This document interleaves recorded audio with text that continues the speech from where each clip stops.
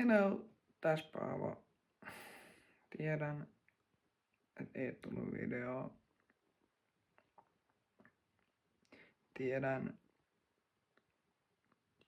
että sain ärsytettyä kaveriin, mutta se ei ollut mitenkään tarkoitus.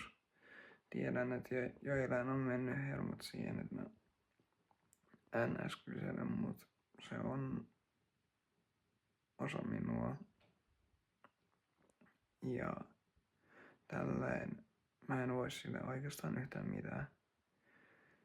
Et tulee semmoista, jos on mitenkään mahdollista, niin oikeasti lähettäisin julkisen anteeksi pyydän niille, ketä on oikeasti ärsyttänyt, kun se ei ole niinku, koittakaa oppia, että on olemassa ihmisiä,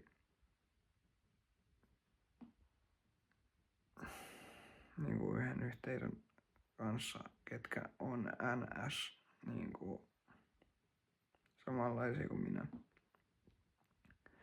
niin tiedän, että se on hyvin haastavaa niinku myös meillekin, että mitkä on niinku meidän rajat, mitä ihmiset tekee jne. En lähde mitenkään haukkumaan tai sit niinku mollaamaan ketä, koska ei ole mun tyylistä. Mä en haasta mitään riitaa tälleen.